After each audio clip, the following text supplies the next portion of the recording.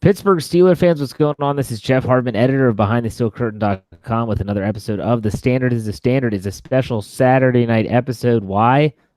Sunday is Mother's Day. And when it's Mother's Day and you have a wife and you have kids, you free up that day. And with that said, I bring in my co-host Lance Williams, who has a wife, who has kids, and he's Yes, going to free up that day. What's going on, Lance? absolutely. And Jeff has a wife who has a lot of kids, so he's going to free up like at least 2 days. What you For don't you. know is my wife is a raging alcoholic. That's the only reason she puts up with me. I'm just kidding. No, she's I was going to say, what is she naturally fermented? I mean, you guys are so healthy. She must, step on potatoes and put it in barrels and ferment it and make it in the backyard. And it's Hartman vodka. yes. Yeah, that's good stuff. By the way, that Hartman vodka. So, all right.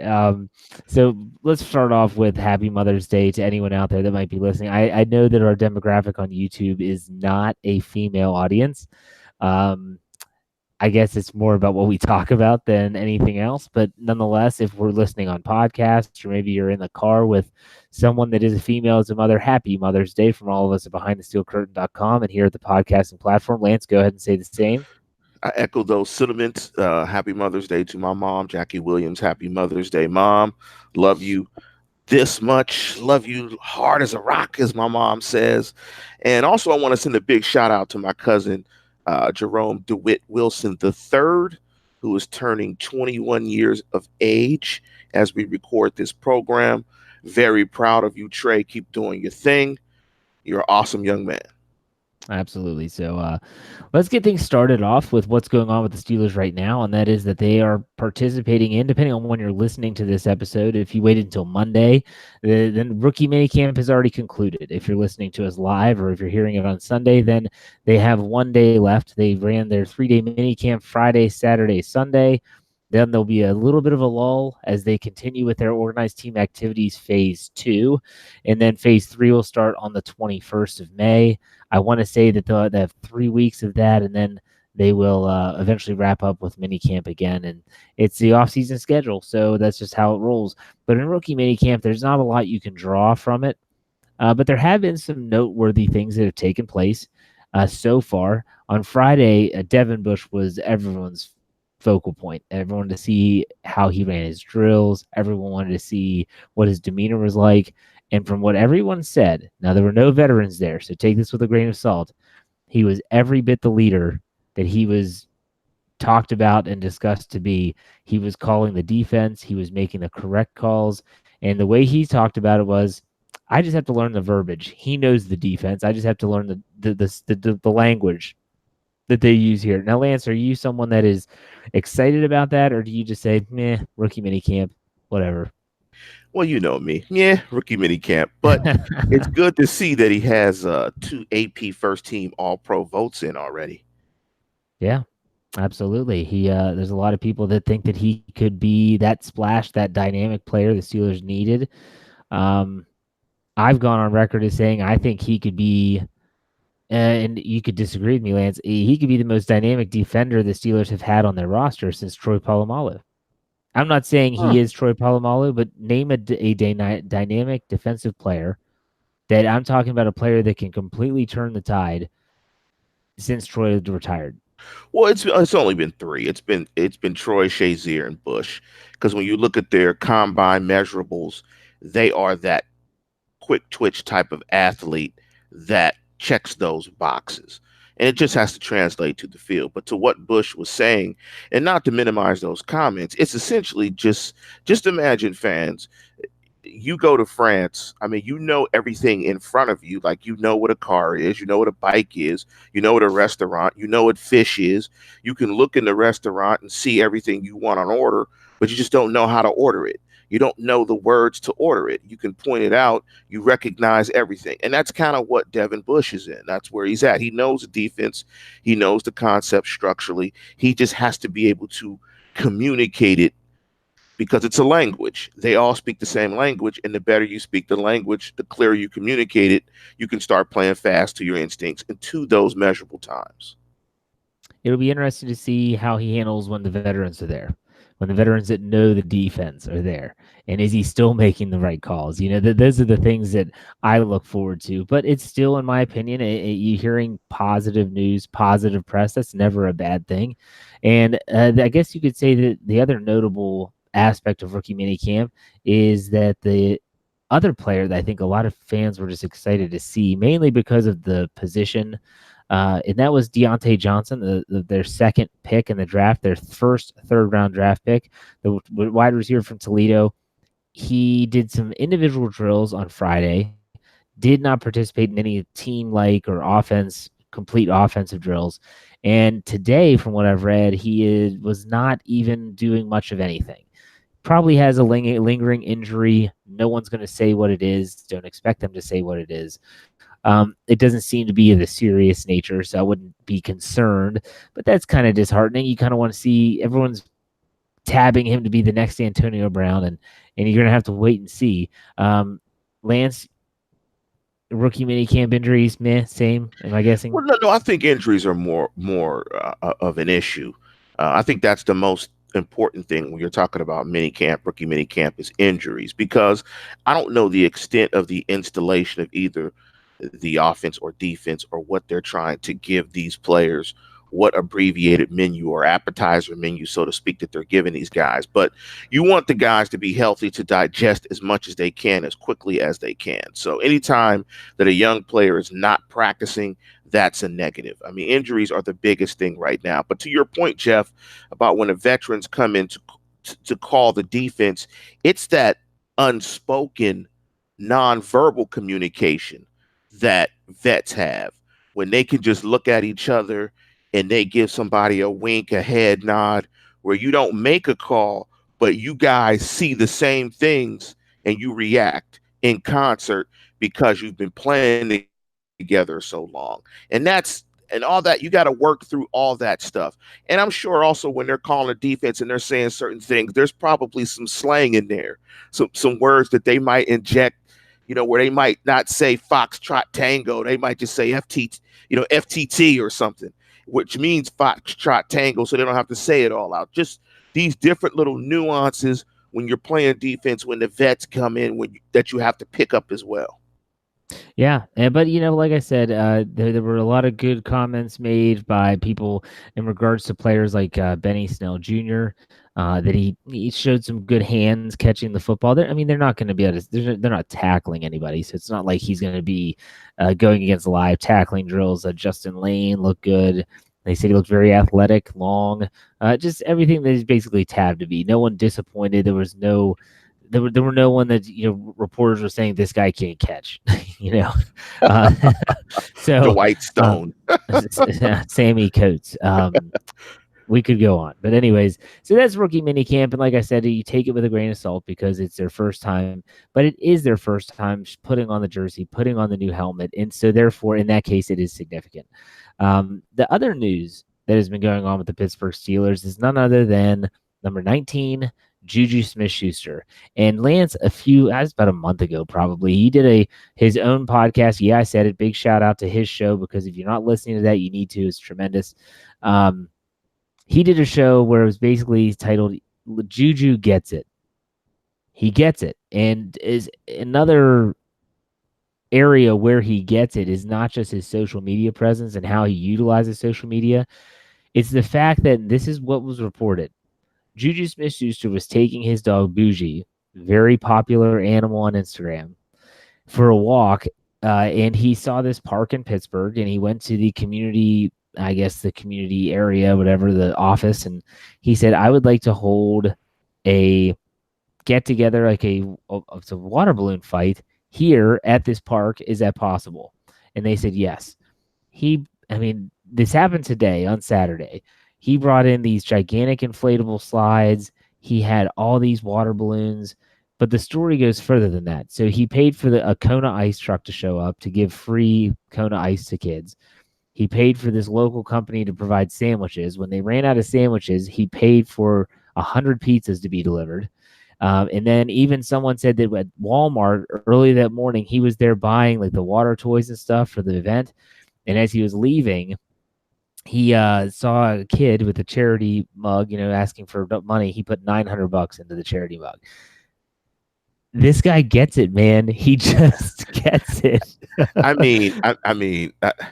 couldn't have said it, any better. I mean, to be able to do all this, it has to be part of his personality, because you can't fake this type of stuff, right? Like I don't have the personality for that. Like, I'm not gonna throw a water balloon stuff at a park. I'll probably give a kid some money coming out of Walmart, but I'm like, man, I just trained all day. I'm just trying to get a break, man, get away from it. This feels absolutely genuine. And the only way that this level of genuineness backfires would be if he got hurt in the water balloon fight. I'm assuming he participated in the water balloon fight, knowing Juju. Yes, And yes, he did. He was a part I of mean, it. it's just likability is big. I mean, likability is big. Being able to relate, being relatable to fans is big. All that builds your brand. All that builds goodwill for you in the city. So when you drop a pass in New Orleans and you're genuine about how hurt you are about it, fans give you a break. Fans are upset, but fans give you a break. Being nice is always a good thing. Being likable is always a good thing. Now, it's not a good thing to be likable at the expense of your own character and doing things that you shouldn't be doing just to be likable, just to do it for that purpose when it's not genuine. But, you get the sense that it's genuine with Juju. I mean, that's why I said Juju gets it. I mean, his personality is perfect for today's climate of how sports is covered. You're exactly right. And genuine is the key word here that comes to mind. And I don't know him personally. I've never met him, but you talk to people, whether it's on social media, read comments that people that have met him say that this guy is genuine. Like, this isn't a facade. He's not putting on an act for cameras or anything like that. And he shares so much of his life on social media, whether it's his Instagram stories, Snapchat. He has his own YouTube channel. He's okay putting his life out there, and there's nothing for him to hide, at least not at this juncture. And he said it himself. He said, I'm still a kid. He's 22. He said, I still like doing, I still like playing video games. I still like going and having fun at a park with friends. So he did this. I tell you what, I can't think. I'm trying to think of a player, and Lance, think about this yourself as I describe it, that has come into the Steelers organization and has been beloved so quickly as Juju Smith-Schuster has. I mean, TJ Watt was taken in right away, for a lot of different reasons. The position that he plays, the Watt name, stuff like that. But at the same time, Juju's like at a different level. And a lot of it is his social media stuff, and he plays video games, and he plays video games with fans online. Can you think of anyone? And it doesn't have to be this team; it can be any generation of team that has come in and everyone's like embraced them right away. I was gonna say the name that came to mind was Fast Willie Parker. Okay, People like Fast Willie. I it mean, was they the nick. like. I mean, It was the yeah, nickname. yeah, yeah. It was like Fast Willie, and Fast Willie was super humble. He was a super humble dude. Like, his humility, particularly in his relationship with Jerome Bettis. I mean, he was a super humble dude. Everybody loved Fast Willie. I mean, Fast Willie was an instant hit in Pittsburgh because Pittsburgh loves the running game as well, and he was Yes. fast, and he was putting up monster games. So all that in his kind of happy little aw shucks kind of, people like that. So I would say Fast Willie. Yeah, that's a good one. I wouldn't have thought of Willie Parker as an undrafted player, and makes the Yeah, team yeah, like that obviously. stuff. Yeah. It's a good story. It's a good story. Meanwhile, Juju Smith-Schuster as a rookie, he's like going into the locker room first and locking the doors behind him so no one else can get into the locker room. He's basically just he's like as they called him, he's like the little brother on the team that just picks on the older brother all the time. That's him. That's his persona. But But here's the thing, though. But here's the thing with Juju. He's got to keep playing well, because if you don't yeah, play well, all this becomes antics. If you don't play well, yeah, I'll you give know, you that. you know what I'm saying? Like, if you play well, it's fun. It's light. It's, we love Juju. If you don't play well, it's annoying antics, and he needs to grow up and get focused on football. It can flip. Oh I mean, yeah. it can flip. He just got to keep balling out. And if he has a bad game, all he has to do is post the hit on Vontez Perfect on social media, and everyone will love him all over again. You're probably right. He knows how to play that game. Okay, so Oh, I kudos got to another pictures he could post. It's the one with the two toes down, the two touchdown toes, yes, in Oakland with Antonio Brown in the background, and turning around jumping with his arms up, like, oh, well, why didn't he throw me the ball? Well, because I don't tippy toe know. Yeah, that's tap, absolutely. juju toe tap. I'm not doing any toe taps now. Toe taps over in Oakland. They can have him. Get the hell out of here, Actually, turd. funny story. Funny story. I gave away all my Antonio Brown jerseys and my Martavis Bryant jersey, and I gave them all to my barber, who's an Oakland Raider fan. I gave them all the jerseys, so I no longer have any Antonio Brown memorabilia in my house. I'm Eh, cleansed. I'm cleansed. I never had any. Obviously, I'm cleansed. You get that Yeah, right, Jeff? I get what you yes, I get what you're saying. Because I always call him a turd. I get what you're saying. No, no, no. Tomlin said that was Tomlin. Tomlin used that. I thought you were talking about a different type of cleansing. No, no. Entendre. See, that was might have been triple entendre. There But yeah, you go. Tomlin used that description of the Steelers as being cleansed after Yeah. AB and those Yeah, guys. it was a cleansing, a different type of cleansing. So there Yes, you go. kale, arugula, Swiss There you go. chard, High fiber diet. So, anyways, so that's kombucha. It's Juju being Juju, and it's good to see. I'm glad he's a Steeler because I think that's for me when you think about how you want Steelers to act. That's kind of what you want. But anyways, so still, let's talk about some other stuff here. I run, and if people might listening to the show might not check behindthesteelcurtain.com all the time, but every Friday night we do the Friday night Steelers six pack, and it's essentially where I just think of 6 questions to ask the readers of the website.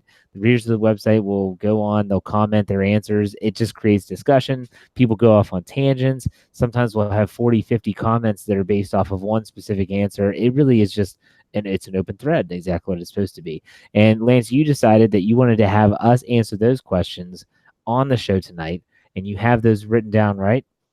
Yes, I do, but I'm going to go in reverse order Sure, whatever. just to mix it up. Okay. Let me give you the first question, and it would be number 6 on the webpage. Over or under on Chris Boswell missed field goals in 2019? 4. Over or under on Chris Boswell missed points after in 2019? 3. What's your thoughts on that, Jeff? Well, I'm the one that set the lines, obviously.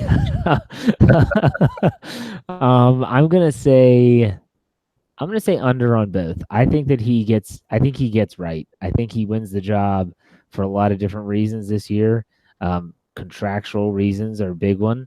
But I think he kind of rights the ship. So I'm going to say under on both. I do think he misses a couple field goals, particularly longer ones. I don't think he has the issues with the short range field goals as he did last year. And then the extra points, I hope he's perfect, but you can always kind of chalk up one, which is still considered under. What do you think?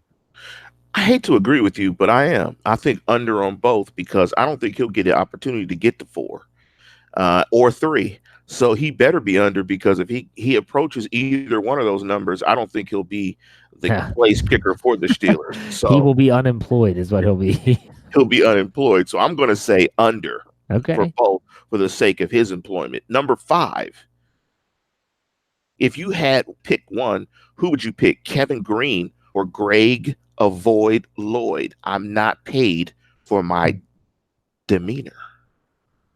It's tough because Green didn't play as long for the Steelers as Craig Lloyd did.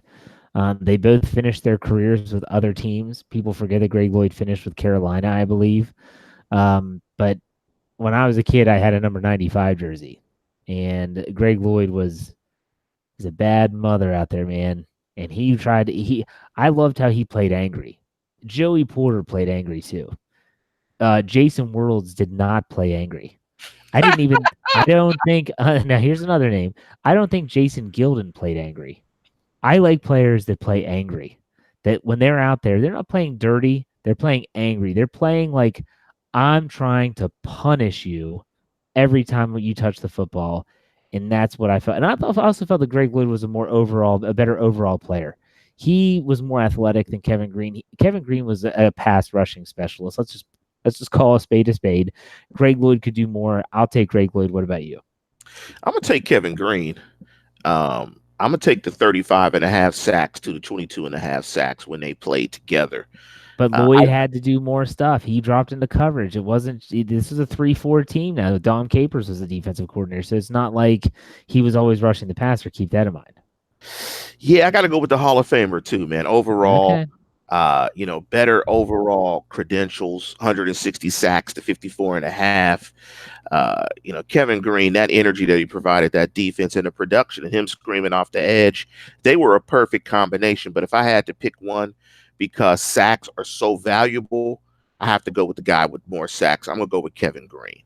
Agree or disagree? That defense of the 94-95, especially those 2 years, is, in my opinion, one of the most underrated defenses in Steelers history because they never won a Super Bowl. Agree or disagree? I would agree. But I'm going to tell you one that's even more underrated than that. It's the team that won the 6th Super Bowl. That defense in 2008? That defense. People talk about that defense all the time. It's the steel curtain, and then it goes to those early 2000s defense. I never hear about it. Maybe I'm in the wrong chat rooms, or I'm never in chat rooms or ever, but I never hear about that defense. And my thought has always been, I don't hear about that defense because of the second half. Had they taken care of business in the second half and steamrolled Arizona as it looked like they were going to do, then I think that defense would be spoken in the same rarefied air as that Ravens defense of around the same time.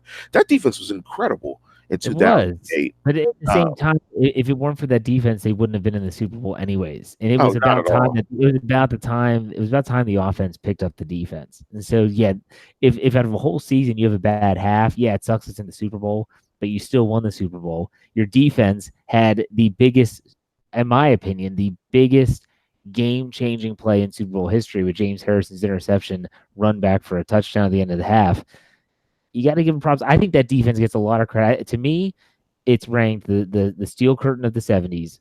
Then you go to the 2000s defense right after him because you had Troy, Harrison, Porter, Woodley. You could go to the defensive line with Aaron Smith, inside with James Ferrier, Larry Foote. They get a lot of credit, in my opinion. Ryan Clark. I don't disagree. I think they get a lot of credit inside the Steeler universe. But I think outside of that, when you think of fans outside of the Steelers who think of great defenses, I don't think that defense comes up. I mean, the curtain defenses do, but that defense is a defense that I think should be thought about the same way as that Baltimore Ravens defense. I think it was every bit as good. Absolutely. Those were the teams that they went years without giving up 100 yards on the ground. Just tremendous. So, okay. With that defense, Jeff, I mean, I can remember watching the Dallas game when Deshae Townsend picked off Tony Romo to seal that game. I think he scored. Did he score a touchdown on that pickoff? He did. It was 2008. And I'm just watching the game, and I had an undenying belief that defense would make a play. I'm just watching the game. I'm like, oh, they're down. They need to play. They'll make a play. That defense will make a play. Bam, he gets the interception. Boom, touchdown. I'm like, that's how I felt about that defense, that whenever it needed a play to change a game, it could go out and get it. That was just an awesome defense. And let me jump to the next question. Hold on. You can't forget about that game. Heath Miller's big touchdown reception where Ben scrambled all over the field and found him in the corner of the end zone that actually got them back. Anyways. Yes. You had to bring up number 7 because you have 7 numbers. No, I said number 83. Number 83. Anyway, let's jump. I'm going to skip this one question. I mean, we beat the draft, Jeff, so I'm not going to ask. I'm not going to ask that question. Okay. Let me go to the next one. What are your record predictions for the AFC North in 2019? Okay, I have the Steelers at 13-3, so they would be first. I have the Cleveland Browns at 10-6, second. I have the Baltimore Ravens at 9-7, third, and I have the Cincinnati Bengals at 6-10, fourth. I have the Browns making the playoffs as a wild card team, and obviously the Steelers vying for a first round bye in the AFC playoff picture. That's my scenario. What's yours? I had the Steelers, I believe, 11-5 on the pod. I got the Browns at 9-7, Ravens at 9-7, and I'm going with the Bengals at 4-12. I think that'll set up for the Steelers being the 3 seed, and I think the AFC North will only get one playoff representative. Okay. It's going to be interesting. The wild card teams, they kind of bounce around every year, so it'll be pretty interesting. It's going to be interesting out in the West with Kansas City because I'm assuming that Tyreek Hill is going to get suspended. So it's going to be interesting what Kansas City looks like because the Chargers are loaded. Kansas City is loaded. So, I mean, if it looks anything like last year, you may have two teams coming out the West. The East is trash. It's only the Patriots. I mean, the East is straight trash. The East got a little bit better. Let's just put it this way: the Patriots are at least going to have to account for Le'Veon Bell when they play the Jets. I mean, so that's. I understand he's just one guy, but Sam Darnold could be better. They did get C.J. Mosley. They got a lot of they got some talent. I'm not saying that it's going to be wins. It's going to be losses for the Patriots, but I do think that it's going to be more difficult than it has been. You know what's impressive about you, Jeff? You're so optimistic that you could probably still sell a Pinto today. Yes. You would say it's vintage. It has great features. It has an 8-track. It's retro. It is retro. It's retro. It gets really bad gas mileage, but it would just be a car that you would take out to just go to, just a car vehicle. It's a car you want to drive around town. It's reliable. It's got great interior. The sound quality is just perfect. Got the pop. My wife's often told me I could be a salesperson. So absolutely. Maybe I missed my calling. You just sold the Jets being relevant. And if you could sell that. No. Hold on. I did not say relevant. I said that unlike in the past years, the Patriots aren't going to be able to just cakewalk over the Jets because they actually have some playmakers now.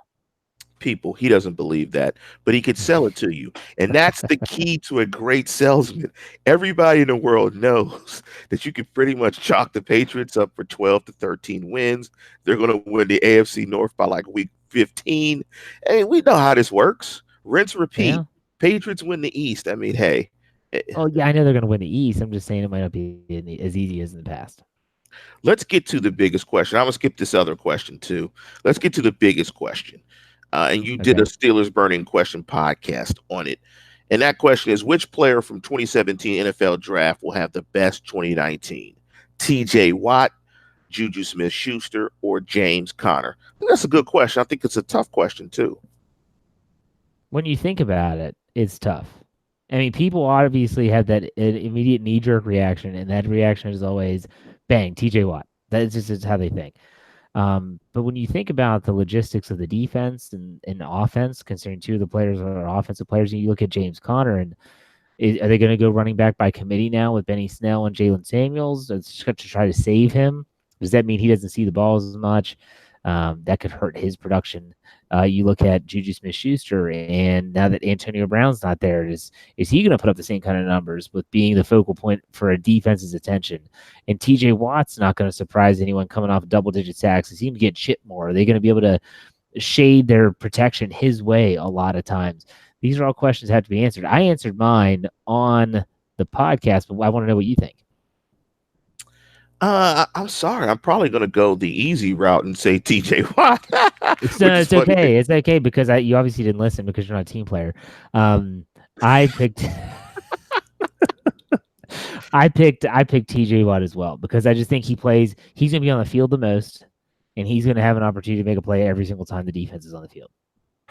And I think for all the other reasons that you said, I mean, James Conner had a fantastic season last year. I mean, the thing that pops out when you look at his numbers is the 4.5 yards per carry, but you look at the 12 touchdowns. I mean, it's kind of that. I mean, that's a fabulous year. Juju, I mean, you just don't know where the passing game is going to be. He's going to be the number one wide receiver. He will see double teams. So I think some of his production will minimize. And I think I've been reading a bunch of articles about they're finally going to do running back by committee with the rookie Samuels and Connor because they got three young backs and they're not going to try to run the wheels off. I mean, Juju's going to get a ton of touches because, I mean, hell, Ben Roethlisberger threw it 675 times last year. I can't imagine that number going down a ton. So Juju's going to get his targets, but TJ is going to be on the field more.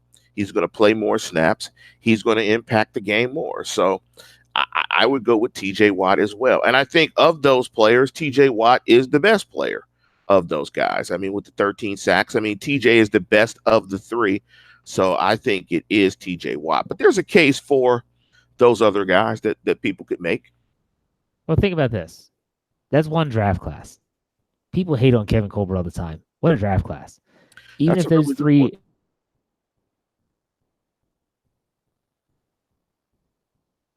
part of the team anymore in some way, shape, or form, and that's Colin Holba, the long snapper from Louisville, who was picked in the 6th round. Even Keon Adams, the Western Michigan outside linebacker, was on the practice squad last year. Everyone else is still on the team. That's a great draft class. And people always say, yeah, he can't draft player. What? I mean, come on. 2017 was tremendous. And so, here, quick sidebar. True or false, Lance? TJ Watt will have double-digit sacks in 2019. True.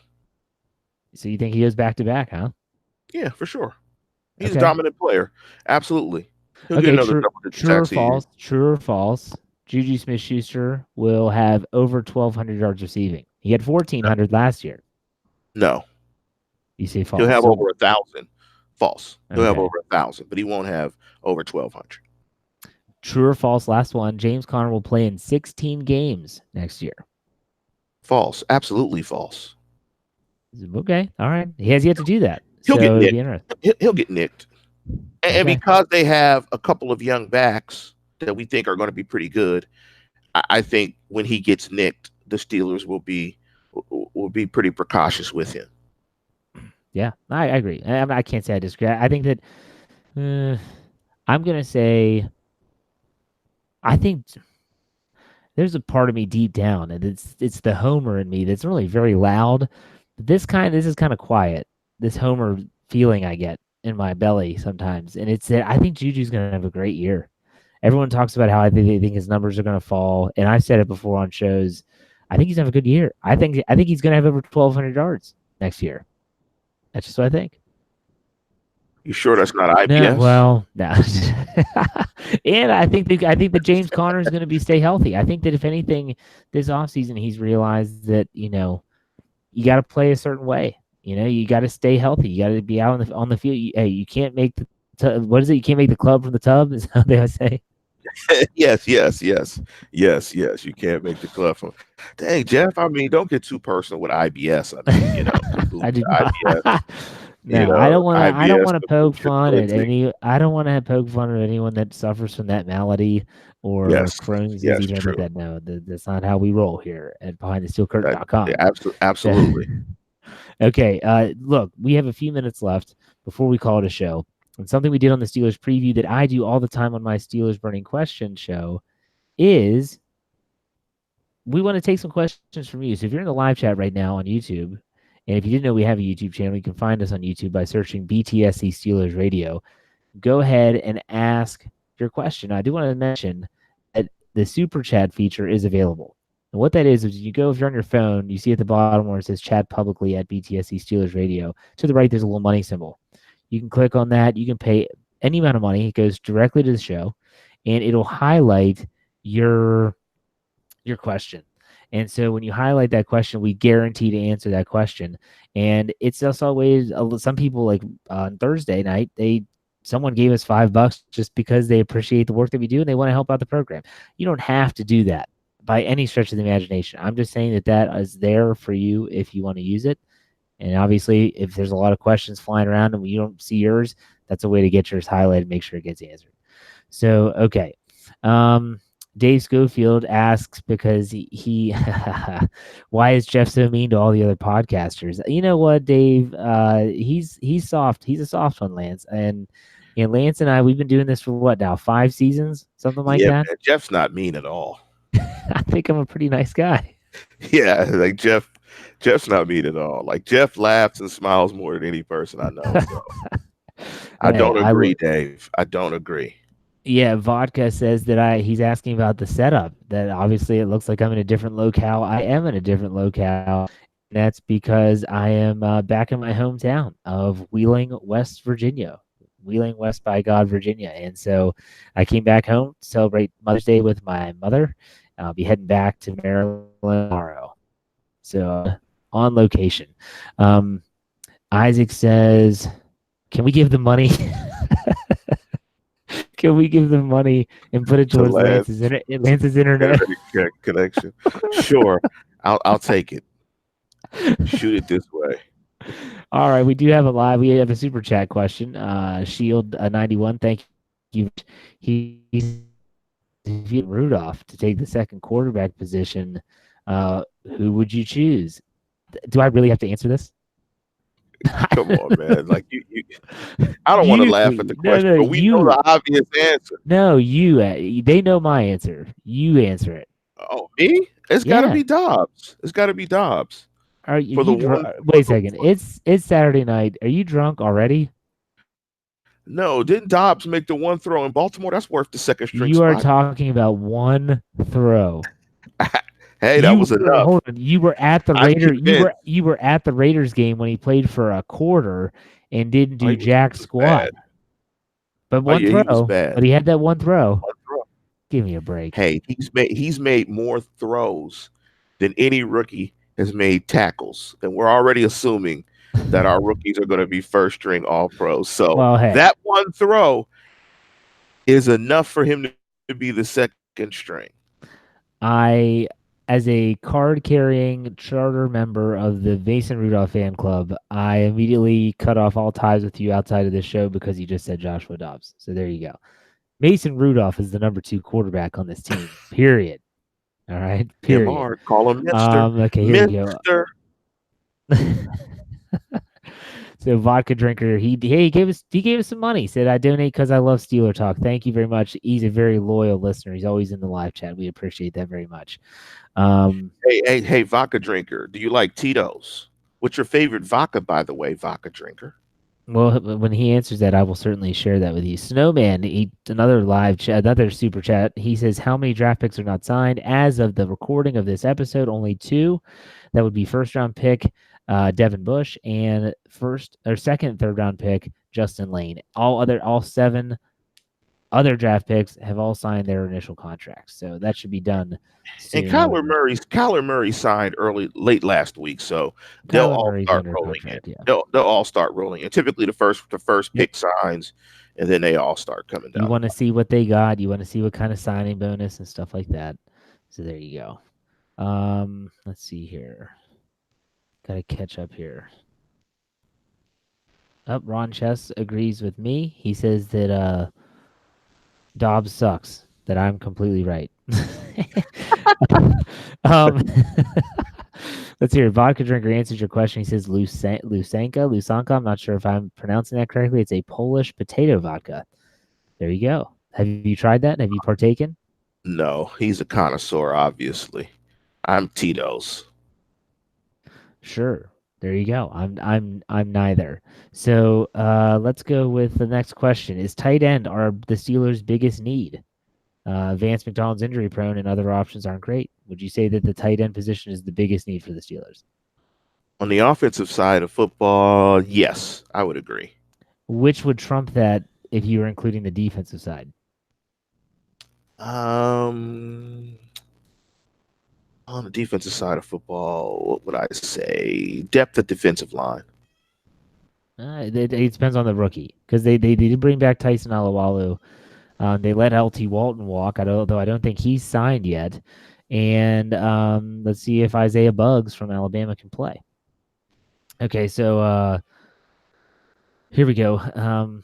What do you think about the new kicker? They brought in a undrafted free agent kicker. I don't know a thing about him. I think he made 78% of his kicks at UCF. I saw that on Twitter the other day. I don't know until I see him actually kick a football, which won't be until the preseason. I have no clue. Who will have more receptions this year? This is a good question. Who will have more receptions this year? This is from Double H. Jalen Samuels or James Washington? I'm gonna go with Jalen Samuels. Disagree. I think James Washington's going to have a good year, but I could see Jalen Samuels being up there. I think he's going to be used a lot as a receiver. Yeah, that's why I think so. I think he's going to be featured heavily in third down packages and get an opportunity to catch a lot of balls. So, running backs get catches in volumes too. I think James Washington, well, maybe if they use him different. I mean, he was kind of the X receiver, a lot of deep routes, deep option routes, stuff like that. So, Yeah. you don't get a lot of opportunities to run deep routes. So I'm going with Samuels just on sheer volume Okay. and the amount of times that I think he'll be on the field on third down. All right. But, And but look, let me add one thing though. But yards per catch, I think will absolutely be you would James hope. Washington. You would Yeah. hope. And we'll finish with this one. How many touchdowns will Vance McDonald have in 2019? Does anybody in the live chat know how many he had last year? I'm gonna guess like 6. I don't think 6 or he had 7. 6. I don't think he had 6 last year. I'm gonna go with 7 then. I like 7 No, as I don't think he had 6 last year. I can remember the touchdown against Jacksonville in the back of the end zone, the stiff arm heard around the world against Tampa Bay. I can't think of any others. I'm gonna go. I'm No, gonna he had a go. shovel pass. I think he had a shovel pass early in the season. He might have had 4 or 5. No one's chiming in. Where's Dave Schofield? What the hell's he doing? He should know. I'm gonna go with 7. Okay, you think 7? I was gonna say 6. Okay. So I think that he had 4. Someone just chimed in 4. Now they're chiming. Okay, 4 touchdowns. So what did I said 6. You said 7. And If I knew he had 4, I would have said 6. too late. So we agree. That was my number. We agree. I think Donald Nolan put it best, and it's a great way to end the show. He said, "Screw the Patriots." So, Hey, happy Mother's Day and screw the bad say. exactly. So, look, I say this at the end of every show. We really appreciate all the people, the almost 100 people that are in the live chat right now watching the show on a Saturday night, and are a part of this little community we have on YouTube. Remember, if you don't have us connected with your YouTube, go to YouTube, search BTSC Steelers Radio, subscribe, share it with your Steeler friends. Send it to them. Send the links. Go to our audio platforms because, like Lance's show, yeah, I said it, is there. It's not on YouTube yet. My goal is by the season, they'll be on there. But until then, it's just on the audio platform. So go anywhere you search for podcasts, type in Steelers, type in Behind the Steel Curtain, and you'll find our podcast. Subscribe there so you don't miss anything. 5 shows a week.